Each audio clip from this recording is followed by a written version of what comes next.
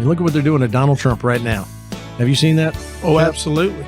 I mean, think about it this way. There's a federal prosecutor who his boss passed on a criminal case involving our former president, Donald Trump. And it emanated out of him paying $130,000 to Stormy Daniels. And the misdemeanor was, well, $130,000. He misappropriated that on his business forms. He said it was a legal fee when Cohen, the attorney, says it wasn't a legal fee. Michael Cohen, to Stormy Daniels, the former porn star. But I guess technically it was a legal fee because Cohen is the one that paid. Well, so it's a reimbursement. Yeah, it's a reimbursement. So they're trying to play a technicality. But think about it this way. In Virginia, misdemeanors are 1 year from the date of the crime to bring the action. So this was what, back in 2015, 2016? Yeah, I think on national, they got 2 years to do it. 2 years on the federal level. But then the feds, unlike Virginia, we don't have a statute of limitations on felonies. This federal prosecutor is trying to make it into a felony because what it was misappropriation of campaign donations, trying to get an advantage. They're saying that's what it was. Then he gets 5 years. But I'm not a math guy, but when you add 5 years to 2016, you're still short. You're still out. So it's out on the statute of limitations. Not only that, they're trying to arrest him in a public display and basing it on two of the people that, if I was a lawyer in this case, would not trust. Cohen, which is Michael Cohen, who served prison time. His lawyer has been invited to a grand jury to discuss why his client is not credible and lied. And then you've got Stormy Daniels, who, on a number of occasions, if I remember, just denied that it ever happened. But Cohen's the best they got. That's got to be their two witnesses. Who else would they have? I'm saying, but he's the best. He's the best. How pitiful is that? So why are they saying they're going to prosecute Trump? Well, because we're weaponizing. Now, let me answer that for you. We're weaponizing the justice system. We've politicized and weaponized so many parts of the branches of our government, including the FBI. Don't you think we're weaponizing now the justice system against somebody that we're afraid of, like Donald Trump? Well, the Democrats feel like they can beat Trump if he wins the nomination. So, to me, when you go over the points as you just so eloquently did, and the, time frames, this really has expired. But if they can get Trump the nomination, they feel like this can smear and besmirch him from winning the general election. And I think that's got a lot to do with this. But do you really think, guys, I mean, if you think about this, do you think this weakens Trump?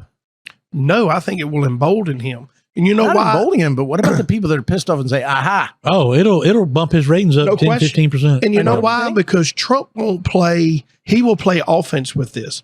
He won't cry the victim. He will play offense and go on the attack on this and tell people what is going on. That's just, I'm like, Hermie, it's going to bump his ratings tremendously. Well, think about it this way. I mean, prosecutors have declined to prosecute on this. Now, all of a sudden, this guy brings it back under heat from the Democrats. And let's think about this in reverse. Democrats want to run against Donald Trump, right? Sure. Because they think, as you just said, that they could beat him. That's all about Donald Trump. They'll raise more money. CNN will get better ratings. The liberals' hair will be on fire total time. They'll bring out all the kooks, and they'll somehow win with old Joe Biden. Yeah, Joe Biden. They'll somehow win. So maybe in reverse psychology, they're trying to make him more popular with the general population. But I would think that is a horrible game to play. Rather, I just think they're so scared of him. They're so scared of him that they want to do him in. Look, they searched his house for classified records. The FBI came down and executed a search warrant on a former president's house. And guess who had highly classified documents in his garage next to his Corvette? Sleepy Joe. Indeed, Joe Biden. But did he get a search Sleepy warrant? Joe. Bill, you would have a absolute field day cross-referencing Michael Cohen. Cross-examine? Oh, yeah, buddy. I mean, you just sat here and it laid it out very calmly in a minute and a half. The statute of limitations has expired. Yeah. It's over with. It's done. This is a political prosecution. I mean, if I'm the criminal defense attorney and Donald, I'm available if you do get arrested, and I'll get local counsel in New York and we'll do this. Maybe if he heard you do a little bit of a impersonation of himself, maybe that would help him. Why would he hire me if I impersonate Donald Trump? Screw you, Michael Cohen. We're very weak people. But he's probably going to get indicted because the grand jury is going to probably say, well, there's enough there to try this. He's probably going to get indicted today or tomorrow. And, I hope all Republicans, I don't think we need to protest or light anything on fire or turn over a truck. I think we have to, with our minds, consider what this is. This is a politicization of the judicial process. It's a political prosecution. There is no doubt. I mean, this is the weakest case I've ever seen, and it's based on what could be impermissible prosecution because of the expiration of the statute of limitations. Statute of limitations mean the time in which you bring the charge from the time of the crime. That it happened. It is expired at the 2-year and the 5-year. So this is a nullity to begin with, but the grand jury is not told this. And then you're basing it on a porn star and Michael Cohen who went to jail for perjury. In my opinion, I think that's what he went for and has a credibility problem. So, I mean, I don't know a prosecutor in the Commonwealth of Virginia who would look at that case and go, oh, yeah, I'm bringing it. Unless they were one of those George Soros prosecutors that got elected that don't believe in prosecuting people who commit violent misdemeanors or violent felonies against other people. But, oh, hell yeah, these criminal justice reform prosecutors want to bring something against Donald Trump because he paid $130,000 to somebody to settle a potential civil dispute to repair or to maintain his reputation. Give me a break. Because this is taking place in New York, right? That's right. Yeah, where New York, the no bail, Yeah, that's what I'm saying. Bail, all the issues New York has, and this is where they want to focus their time and resources.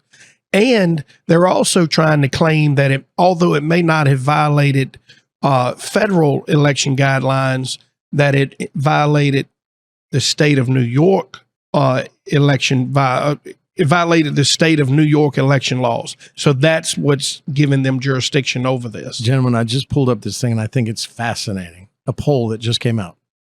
And this poll shows that a large number of Americans believe that the legal system is being politicized to hold both state and federal government actions against somebody that they don't like. And that is now throwing state and federal government in suspicion in the minds of the people of the United States. 1/5, this is unbelievable. 1/5 of Americans now view the government as the greatest threat facing our nation. 20%, 1/5. That's a lot of Americans, and 300 million Americans, that's a lot. That's 60, 70 million people think that the greatest threat to our nation is our own government. Now listen to this stat. This is the shocking part. 53% in this poll agreed with the statement that the FBI acts like, quote unquote, Biden's Gestapo. 53%. Those are not all Republicans or Trump supporters or mega MAGA people, as Biden likes to say. I mean, what we're talking about is this growing distrust of government that's supposed to protect our freedoms, not take them away from us without right or cause. We're losing, when you lose the faith of the people, you lose the government. And that may prevent government control over the people like it wants, but those are shocking numbers. And that number, 20%, a fifth of Americans now view the government as the greatest threat to our nation. That's a greater threat than China, or Russia, or the plague. I mean, it's always good not to trust government. You should have a healthy distrust a little bit. Keep them accountable, keep them on the toes. Keep them honest. When it starts to bleed over into the Commonwealth of Virginia, like we were talking about in Hermie's case, where people in power manipulate those not in power or try to dictate the outcomes. It's amazing where we've come to as a free nation. And Senator, and realizing we're not free anymore. Hey, it's the same thing with the Skill Game lawsuit. That overreach, that hunger for control, that hunger for power.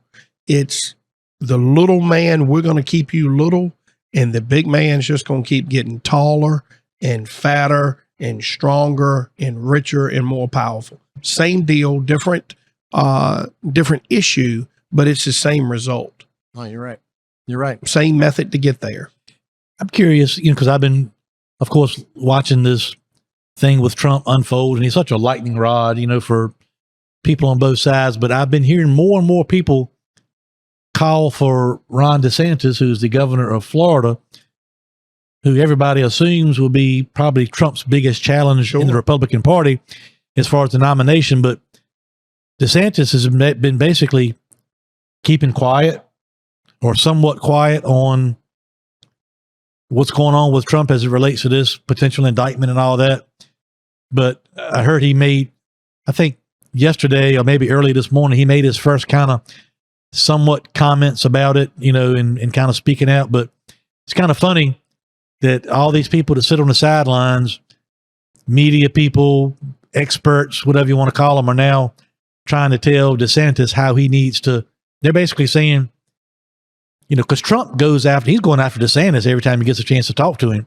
He always picks who he views as his biggest rival and tries to chop him down at every opportunity. DeSantis has been kind of hands off, and now everybody's telling DeSantis, hey, if you don't start fighting back against Trump, you're not going to have. He's going to chew you up and spit you out. I'm just curious if y'all had thoughts on.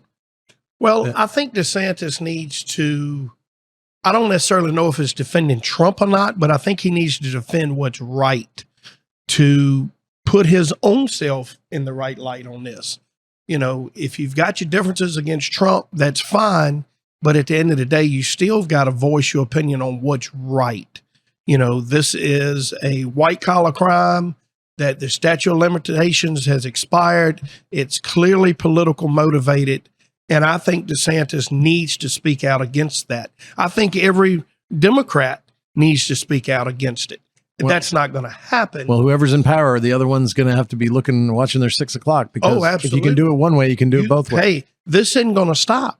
Yeah. This is every governor right now should be concerned that this could happen to them. Look, I like Donald Trump. I like Donald Trump because he pisses off the Democrats and drives them nuts. I like Ron DeSantis. Again, I mean, does this potential arrest of the former president elevate him? I think so. I definitely think so. Chris Christie, former governor of New Jersey, said he didn't think so. I think so. Because again, it's when you look around us, the majority of the people that we may walk by they don't trust the government.